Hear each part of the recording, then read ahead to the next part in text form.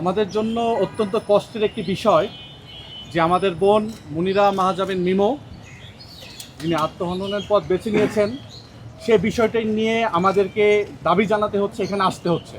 এটা আমাদের জন্য অত্যন্ত কষ্টকর একটি বিষয়। আমরা বিশ্ববিদ্যালয় প্রশাসনের নিকট থেকে এখন পর্যন্ত কোনো দৃশ্যমান পদক্ষেপ লক্ষ্য করছি না।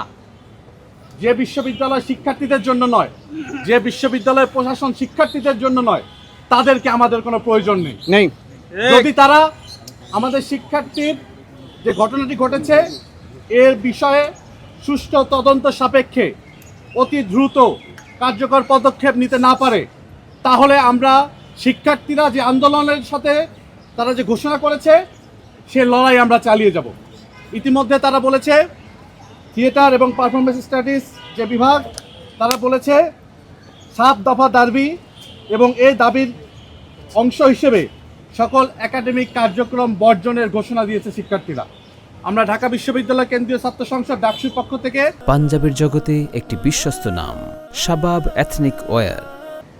শিক্ষার্থীদের এই দাবির সাথে আমরা সংহতি জানাচ্ছি এবং যে 7 দফার যে দাবি রয়েছে এই দাবির প্রত্যেকটি বিশ্ববিদ্যালয় প্রশাসন মানবে এবং অভিযুক্ত যে শিক্ষক সুদীপ চক্রবর্তী তাকে অতি শীঘ্রই আইনের আওতায় নিয়ে আসতে হবে সুষ্ঠু তদন্তের মাধ্যমে।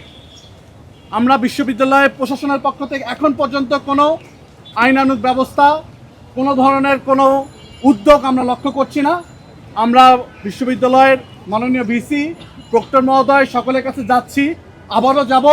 আমরা আপনাদেরকে সাথে নিয়ে আমরা আবারও যাব এবং সার্বিক বিষয়গুলো আপনাদেরকে অবহিত করব।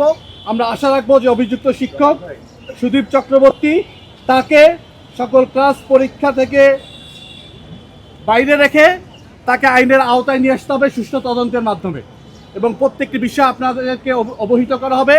শিক্ষার্থীরা যে দাবি জানাচ্ছে, যে আন্দোলন করছে, তার সাথে ডাকসু আছে, আমরা আছি, সারা ঢাকা বিশ্ববিদ্যালয়ের প্রত্যেকটি শিক্ষার্থী এই দাবির সাথে আছে। আমি সকলকে ধন্যবাদ জানাচ্ছি আপনারা এখানে এসেছেন। আমরা এখন বিশ্ববিদ্যালয় প্রশাসনের নিকট আবারও যাব। ধন্যবাদ সবাইকে।